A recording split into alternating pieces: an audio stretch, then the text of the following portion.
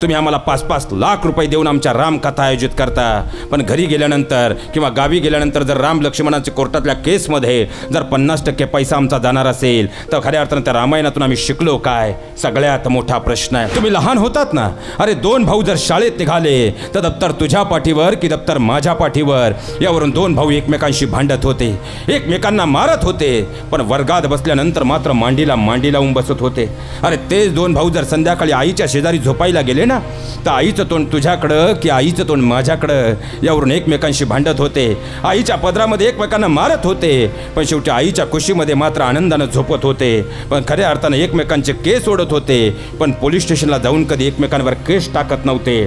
पण तेच रक्ताचे भाऊ आज जर काहीच न पिकणाऱ्या गुंठावर जमिनीसाठी आणि 10 बाय 10च्या खोलीसाठी एकमेकांवर कुऱ्हाड घेऊन धावत असतील तर कोणतं अध्यात्म आम्ही जिवंत ठेवलंय? सगळ्यात मोठा प्रश्न आहे। अरे लंका सोन्याची होती, पण भाऊ भावाच्या विरोधात उभा ठाकला, शेवटी सोन्याची लंका ही मातीमोल झाली आणि प्रभू रामचंद्रांच्या जीवनात 14 वर्षाचा वनवास होता, पण भरत आणि लक्ष्मणासारखा भाऊ सोबतीला होता, म्हणून तर प्रभू रामचंद्र पुन्हा एकदा अयोध्येचा राजा झाला। आमच्या हजारो पिढ्या आल्या, त्या बांधावरही बसल्या, इथंही येऊन खोलीत राहिल्या, शेवटी मातीत मिसळून गेल्या। तुम्ही मी काय अमरपट्टा घेऊन आलोय? एक दिवस जर आम्हाला मातीतच जायचं असेल तर कोणता अहंकार आमच्या अंतःकरणात निर्माण झालाय? हा सगळ्यात मोठा प्रश्न आहे। अशा मंत्रांचा ऐकून उद्याच आपलं कुटुंब उद्ध्वस्त करण्यापेक्षा अशा मंत्रांना कानाच्या दूर ठेवून आपल्या कुटुंबाचा स्वर्ग बनवा। जर कुटुंबाचा स्वर्ग बनवलात, घराचं मंदिर होईल आणि भगवान परमात्मा हा फक्त मंदिरात राहतो, तो तुमच्या घरी आल्याशिवाय राहणार नाही। तीच बहीण जी आनंदाने राखी घेऊन जात होती, आज 500चा स्टॅम्प घेऊन आपल्या भावाकडे जात असेल तर तुम्हालाही स्वर्गात काय नरकात जागा मिळेल का? माझ्या बहिणींनो, याचा मात्र आजच्या दिवशी नक्की विचार करा।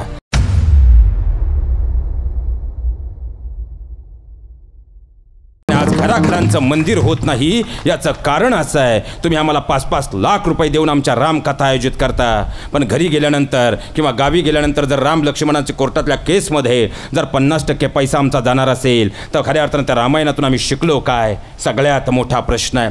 खऱ्या अर्थानं आम्ही आमच्या स्वार्थासाठी भावाभावांमध्ये वाद निर्माण केले, भावा बहिणीत वाद निर्माण झाले, हळूहळू ट्रेनचं फॅड आलं तर खऱ्या अर्थानं आमची बहीण हक्क सोडला उभी राहिली, मग त्या घराचं जर आम्ही स्मशान केलंय तर अध्यात्मातला भगवान परमात्मा आम्हाला भेटणार कधी? आजच्या दिवशी हा साधा सरळ प्रश्न आहे। महाराज, तुम्ही लहान होतात ना, तुम्ही लहान होतात ना, अरे 2 भाऊ जर शाळेत निघाले तर दप्तर तुझ्या पाठीवर की दप्तर माझ्या पाठीवर, यावरून 2 भाऊ एकमेकांशी भांडत होते, एकमेकांना मारत होते, पण वर्गात बसल्यानंतर मात्र मांडीला मांडी लावून बसत होते। अरे तेच 2 भाऊ जर संध्याकाळी आईच्या शेजारी झोपायला गेले ना, तर आईचं तोंड तुझ्याकडं की आईचं तोंड माझ्याकडं, यावरून एकमेकांशी भांडत होते, आईच्या पदरामध्ये एकमेकांना मारत होते, पण शेवटी आईच्या कुशीमध्ये मात्र आनंदानं झोपत होते, पण खऱ्या अर्थानं एकमेकांचे केस ओढत होते, पण पोलीस स्टेशनला जाऊन कधी एकमेकांवर केस टाकत नव्हते। पण तेच रक्ताचे भाऊ आज जर काहीच न पिकणाऱ्या गुंठावर जमिनीसाठी आणि 10 बाय 10च्या खोलीसाठी एकमेकांवर कुऱ्हाड घेऊन धावत असतील तर कोणतं अध्यात्म आम्ही जिवंत ठेवलंय? सगळ्यात मोठा प्रश्न आहे, सगळ्यात मोठा। महाराज, इथं बसलेल्या प्रत्येकानं रामायण ऐकलंय, इथं बसलेल्या प्रत्येकानं रामायण पाहिलंय, पण या महाराष्ट्राची दुर्दम्य शोकांतिका अशी आहे, आम्ही रामायण ऐकतोय, रामायण पाहतोय, पण रामायणातून घेत काहीच नाही, म्हणून तर आज रामराज्य येत नाही आणि खऱ्या अर्थानं समाजही म्हणतो याच्या जगण्यात राम नाही। ही सगळ्यात मोठी वास्तवता आहे। का तर तुम्ही रामायणाचा पूर्वार्ध नीट पाहाव, खऱ्या अर्थानं रामायणाचा पूर्वार्ध जर आम्ही पाहिला तर आम्हाला राम लक्ष्मण राम भारतामधलं प्रेम दिसतं, आणि याच रामायणाचा उत्तरार्ध जर आम्ही पाहिला तर वाली आणि सुग्रीवात निर्माण झालेला विसंवाद असेल किंवा लंकाधिपती रावण आणि विभीषणात निर्माण झालेली लालसा असेल। अरे लंका सोन्याची होती, पण भाऊ भावाच्या विरोधात उभा ठाकला, शेवटी सोन्याची लंका ही मातीमोल झाली आणि प्रभू रामचंद्रांच्या जीवनात 14 वर्षाचा वनवास होता, पण भरत आणि लक्ष्मणासारखा भाऊ सोबतीला होता, म्हणून तर प्रभू रामचंद्र पुन्हा एकदा अयोध्येचा राजा झाला। हे सगळ्यात मोठं वास्तव आहे। आणि आज खऱ्या अर्थानं जर पाहिलं ना तर आमच्या जुन्नर आंबेगाव खऱ्या अर्थानं खेडमधला फार मोठा समाज या ठिकाणी आहे, पण आज आम्ही काय करतोय? तो गावचा भाऊ असू द्या, नाही तर मुंबईमधला भाऊ असू द्या, अरे खऱ्या अर्थानं तोही तिकडं कष्टानं जगला आणि हा इथं खऱ्या अर्थानं फक्त हातातल्या बॅगमध्ये एक कपडा जोडी इथं घेऊन आला, पाहता पाहता कष्टाची शिदोरी, कारण घाटी म्हटलं की माथाडी हा शब्द डोळ्यासमोर येऊ लागला, खांद्यावरती कितीही बोजा पडला तरी आपल्या कुटुंबासाठी जगू लागला, कारण गावाला गेलं तर शेती तुटपुंजी म्हणून इथल्या कष्टामध्ये घाम गाळून आपलं साम्राज्य निर्माण करू लागला. अरे एक वेळा अर्धपोटी राहून का होईना पण आपल्या लेकरांना घडू लागला. शेवटी पाहता पाहता 10x10च्या चाळीच्या खोलीतून तो हळूहळू खऱ्या अर्थानं पाहिलं तर 1 रूम किचनमध्ये आला, 1 BHK मध्ये आला. पण जर पाहिला गेलं तर आज गावच्या भावाला तोही भाऊ आमचा वाटू लागला आणि त्याची संपत्ती जवळची वाटू लागली. आणि इथून आम्ही गेल्यानंतरही ज्यानं कष्टानं उभं केलंय तो आम्हाला दूरचा वाटू लागला आणि लोकांच्या सांगण्यावरून जमिनीचा बांध जवळचा वाटू लागला. आणि रक्ताच्या नात्यांमध्ये मात्र 7-12 मध्ये आला. आयुष्याची माती झाली. सगळ्यात मोठं वास्तव आहे. बरं आम्ही कितीही वाद केले तर तुम्हीच सांगा प्रॉपर्टीचे कागद कधी बदलणार आहेत का? अहो खऱ्या अर्थानं जर पाहिलं तर आमच्या हजारो पिढ्या आल्या, त्या बांधावरही बसल्या, इथंही येऊन खोलीत राहिल्या, शेवटी मातीत मिसळून गेल्या. तुम्ही मी काय अमरपट्टा घेऊन आलोय? एक दिवस जर आम्हाला मातीतच जायचं असेल तर कोणता अहंकार आमच्या अंतःकरणात निर्माण झाला आहे हा सगळ्यात मोठा प्रश्न आहे. इथं बसलेल्या माझ्या सगळ्या तरुण मित्रांना हात जोडून विनंती आहे आणि माझ्या बहिणीनं तुमच्या पायावर डोकं टेकून आज तुमच्या भावाची विनंती आहे. ही जी वयस्कर पिढी तुम्ही पाहताय ना ही खऱ्या अर्थानं महिन्यातून 10 दिवस गावाला थांबते, 20 दिवस इथं असते, कारण त्यांचा जीव मात्र आपल्या लेकरांमध्ये गुंतलेला असतो. पण एक गोष्ट सांगतो, हीच तुमची उतारवयातली पिढी म्हणजे आमची पुढची पिढी. संध्याकाळी 12 वाजता तुम्ही सगळे घरातले झोपल्यानंतर डोक्याखालची उशी तोंडात घालतायत, कारण आपल्या हंक्यांचा आवाज घरात कुणाला येऊ नये म्हणून डोक्याखालची उशी तोंडात घालतायत आणि रात्रभर हमसून हमसून रडतायत. का? तुमच्या माझ्या मायबापाचं जीवन कत्तरी आठवून पहा. अरे हाच तुमचा माझा बाप वयाच्या 20 वर्षापर्यंत इथं कष्ट करताना आपल्या बहिणीच्या लग्नाचं कर्ज फेडत राहिला. वयाच्या 21व्या वर्षी त्याचं लग्न झालं. 1 वर्ष सुखाचा प्रपंच झाला आणि तुमचा माझा जन्म झाला. ज्या दिवशी तुमचा माझा जन्म झाला ना त्या दिवशी या बाईनं बाई पण सोडून आई पण स्वीकारलं आणि तुमचा माझा बाप उभं आयुष्य तुमच्या माझ्यासाठी जळत राहिला. अरे त्याचा उतारवय येईपर्यंत त्यानं स्वतःचा विचार कधी केलाच नाही. सकाळी 6ची ट्रेन असू द्या नाहीतर रात्रीची 12ची लास्ट ट्रेन असू द्या, त्या ट्रेनमध्ये खऱ्या अर्थानं धक्के खातो धावत राहिला, पण आपल्या लेकरांना समाजाच्या धक्क्यांपासून वाचवत राहिला.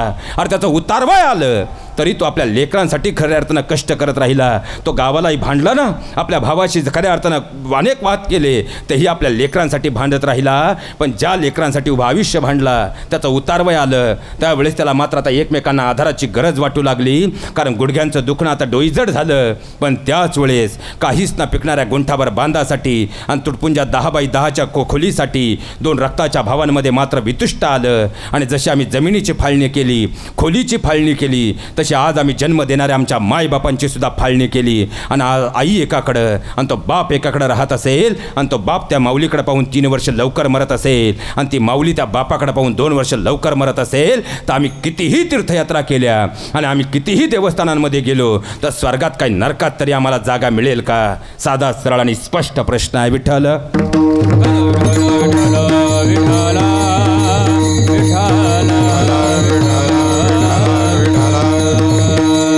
म्हणून लक्षात घ्या, हात जोडून विनंती करतो. अहो महावैष्णवमाऊली ज्ञानोबाराय ज्ञानेश्वरीच्या 2ऱ्या अध्यायामध्ये फार गोड वर्णन करतात. राजहंसापुढे चाचूचे आर गडे तोडी जेबी क्षीर निराचे. राजहंस ज्याप्रमाणे दूध आणि पाणी वेगळं करून पितो ना त्याप्रमाणे आता प्रत्येक सोसायटीमध्ये आणि ग्रामीण भागात प्रत्येक गावामध्येही 2 टोळ्या आल्यात. पहिली टोळी महिला मंडळ तुमच्याकडे आली, जिला मंथरेची टोळी म्हटलं जातं. रामराज्यामध्ये एकच मंथरा होती. किती 1 मंथरा होती, पण तिनं देवाच्या नगरीचं स्मशान केलं. आता प्रत्येक सोसायटीत 5-5 मंथरा आहेत, ज्या रोज सकाळी 7 वाजले का गार्डनमध्ये आहेत. त्या तुमच्या जवळ येतील, तुमच्या कानात तुमच्या कुटुंबाबद्दल विष पेरतील. पण आशांचं ऐकून खऱ्या अर्थानं आपलं कुटुंब उद्ध्वस्त करायचं की उतारवयात जी सून सांभाळणारे तिला देशोधडी लावायचं आणि खऱ्या अर्थानं ज्या सासवत्रांमध्ये उद्याच्या आईवडील आहेत त्या सासवत्रांना खऱ्या अर्थानं वाईट बोलायचे. माझ्या बहिणींना याचा विचार करा. अशा मंत्रांचं ऐकून उद्याचं आपलं कुटुंब उद्ध्वस्त करण्यापेक्षा अशा मंत्रांना कानाच्या दूर ठेवून आपल्या कुटुंबाचा स्वर्ग बनवा. जर कुटुंबाचा स्वर्ग बनवलात घराचं मंदिर होईल आणि भगवान परमात्मा हा फक्त मंदिरात राहतो, तो तुमच्या घरी आल्याशिवाय राहणार नाही. हे सगळ्यात मोठं वास्तव आहे. आणि दुसरी टोळी तुमच्याकडे आली, गावकीन भाऊकी. ती गावी असं नाही तर इकडं असं ती पाठ सोडत जी तुम्हाला पावला पावलावर भेटेल. गावाकडून आल्यानंतर तुमच्या गावाकडच्या भावाबद्दल तुमच्या मनात विष पेरेल, पण त्यांचं ऐकून इथं बसून खऱ्या अर्थानं सगळी गणितं फिरून आपलं मन दूषित करून घ्यायचं की खऱ्या अर्थानं आपल्या कुटुंबाबाबत रक्ताच्या नात्यांसोबत एकत्रता घेऊन खऱ्या अर्थानं एकत्र दोघांनी येऊन गावाकडं असू द्या नाही तर इकडं मुंबईमध्ये असू द्या खऱ्या अर्थानं आपल्या कुटुंबाचा उद्धार करून आपलं कुटुंब घडवायचं. आजच्या दिवशी नक्की याचा विचार करा, नक्की विचार करा. आणि एवढं जरी खऱ्या अर्थानं भले तुमची घरं 2 झाली असतील, भले तुमच्या चुली 2 झाल्या असतील, पण आज या सप्ताहाच्या निमित्तानं खऱ्या अर्थानं भले आमची घरं 2 राहतील, आमच्या चुली 2 राहतील, पण आजपासून आम्ही मनानं कधी वेगळे होणार नाही एवढी जरी शपथ आजच्या दिवशी घेतली तरी आपला सप्ताह सफल झाल्याशिवाय राहणार नाही. हे सगळ्यात मोठं वास्तव आहे. विठ्ठल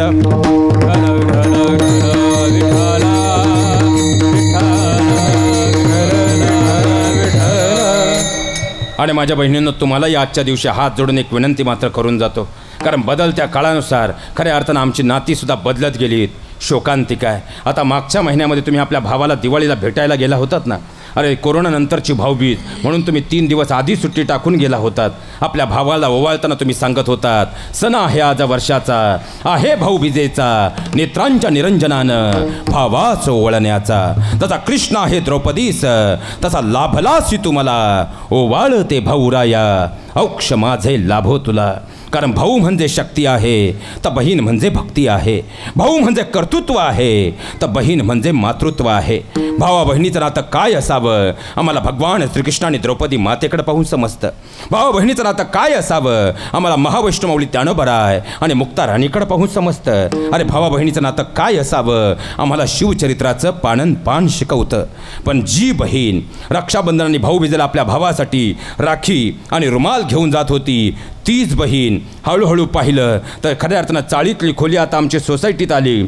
आणि ज्या खोलीची किंमत आज काही 60-70 लाखाच्या घरात जाऊन पोचली. आणि गावाकडे जर पाहिलं तर जो भाऊ खऱ्या अर्थानं ज्याची जमीन 2 लाखापासून आज 50 लाखाला एकरेपर्यंत जाऊन पोचली. म्हणून जर तीच बहीण जी आनंदाने राखी घेऊन जात होती आज 500चा स्टॅम्प घेऊन आपल्या भावाकडे जात असेल तर तुम्हालाही स्वर्गात काय नरकात जागा मिळेल का? माझ्या बहिणींनो, याचा मात्र आजच्या दिवशी नक्की विचार करा. अरे खऱ्या अर्थानं तुमचं लग्न झालं ना तेव्हा शेतकरी बापाची अवस्था अशी होती, त्याच्या खिशात 1 रुपयासुद्धा नव्हता हो.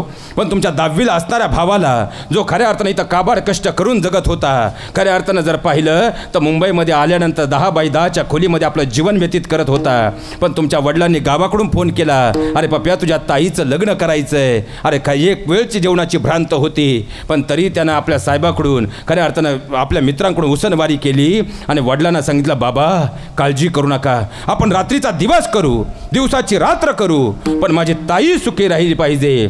भले त्या भावानं उभ्या आयुष्याचं कर्ज करून ठेवलं, पण बहिणींनो तुमचं लग्न त्या खऱ्या अर्थानं भावानं धूमधडाक्यात लावून दिलं. पण तोच भाऊ फक्त 2च हप्ते त्याने तुमच्या कर्जाचे भरले तर तुमच्या बाळतपणाचा लाख रुपये खर्च तुमच्या भावाच्या अंगावर पडला, तरी तो जगत राहिला. माझ्या बहिणींनो, आजही भूतकाळ आठवून पहा, त्याचं लग्न होईपर्यंत तो फक्त आणि फक्त तुमचं काढलेलं लग्नाचं कर्जच फेडत राहिला. पण आज मात्र खऱ्या अर्थानं तो जगत असताना उभं आयुष्य तुमच्यासाठी जगला, पण आज त्याची बायको आली. कारण आज तुमचं एकच खऱ्या अर्थानं दुखणं आहे की आपला भाऊ आपल्याला वेळ देत नाही. पण जोपर्यंत त्याचं लग्न झालं नव्हतं तोपर्यंत त्याची बहीण, त्याचे आईवडील त्याच्यासाठी सर्वस्व होतं. पण त्याचं लग्न झाल्यानंतर त्याच्या जबाबदाऱ्या वाढल्या. शेवटी परकी आलेली मुलगी त्याला घरामध्ये सांभाळायची होती. उद्या तुम्हीच विचार करा, त्या जागेवर जर तुमचा नवरा असेल आणि आपल्या बहिणीकडे तुमच्यापेक्षा अधिक लक्ष द्यायला लागला तर तुमचं घर उद्ध्वस्त होण्याच्या मार्गावर येईल. मग त्याच्याही जीवनामध्ये त्याच्या त्या जबाबदाऱ्या नाहीत का?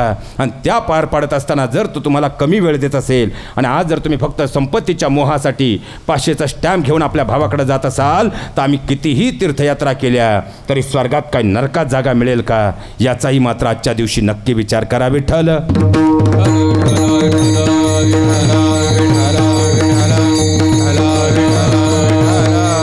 लक्षात घ्या महाराज, आता सुखासाठी बंगला बांधला. आता बंगला तुम्ही तुमच्यासाठी बांधला का मुलांसाठी बांधला?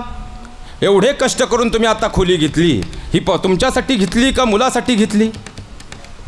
बोलत चला. मुलांसाठी. म्हणजे ज्या दिवशी तुम्ही खोली घेण्याचा विचार केला त्यावेळेस ती खोली 1.5 लाख रुपये होती तरी घेता आली नाही. आणि जेव्हा व्यवहार पूर्ण झाला तेव्हा ती 50-55 लाखावर गेली. म्हणजे उभ्या आयुष्याची 30 वर्ष फक्त ज्या एका खोलीसाठी तुम्ही खर्च केलात, मग खऱ्या अर्थानं उभं आयुष्य तुम्ही त्या मुलाला खोली मिळावी म्हणून झगडत राहिलात. आज ती तुम्ही घर उभं केल्यानंतर, उभ्या आयुष्याचं स्वप्न पूर्ण केल्यानंतर, मला सांगा मग आपण गेल्यानंतर शेवटच्या दिवशी आपला पप्या म्हणेल का आपल्या वडिलांना शेवटची आंघोळ आपल्या बेडरूममध्ये घालू? आपली लाडकी बायको नंतरला आधी पुसून घेईल. तुम्ही फ्लॅट लाखाचा काय कोटीचा जरी घेतला, पण एकदा आंघोळीला गरम पाणी बाहेर काढलं की त्या फ्लॅटशी आपला कायमचा संबंध संपला. आता सुखासाठी बायको केली. बायको आपली कुठपर्यंत आहे? जोपर्यंत 6 पत्र्याखाली अग्निडाग दिला जात नाही तोपर्यंत बायको आपली आहे. जर कुणाला शंका असेल तर सतीप्रथा परत चालू करून पहा. सुखासाठी पप्या जन्माला आला. पप्या आपला कुठपर्यंत आहे? जोपर्यंत त्याचं लग्न होत नाही आणि पहिल्या श्रावण पाटीला खऱ्या अर्थानं त्याची लाडकी गुड्डी माहेरी जाऊन येत नाही आणि सगळ्या सोसायटीला गोड पुऱ्या वाटत नाही, तोपर्यंत पप्या आपला. पण ज्या दिवशी सोसायटीनं गोड पुऱ्या खाल्ल्या त्यानंतर पप्या आपला राहत नाही. तुम्ही म्हणताय, मी म्हणत नाही. आता गुड्डी आपली किती दिवस आहे? जोपर्यंत फुलाच्या गाडी सजून ती जात नाही तोपर्यंत गुड्डी आपली आहे. आणि ज्या फ्लॅटसाठी, ज्या जमिनीच्या बांधासाठी उभं आयुष्य आम्ही कोर्टाच्या पायरीत घालवतोय, तो बांधन, तो फ्लॅटही आमचा किती दिवस येऊ? एकदा आपण खऱ्या अर्थानं आपला देशक्रिया झाली, आपला 13वा झाला की आपला लाडका पप्पू आपल्या फ्लॅटचा कागद घेऊन खऱ्या महानगरपालिकेत गेल्याशिवाय राहत नाही. आणि आपल्या मृत्यूचा दाखला पाहिला की आपल्या नावापुढं कंस आल्याशिवाय राहत. मग ते सातबाराही आपला किती दिवस आहे? मोजून 14 दिवस आहे. म्हणजे ज्या प्रपंचात आम्ही तल्लीन आहोत तो प्रपंच शेवटी नाशवंतच आहे. पण इथून पुढं 84 लक्ष योनीचा जो प्रवास साधायचा आहे त्यामध्ये एकमेव सोबती आणि तो म्हणजे पंढरीचा परमात्मा आहे.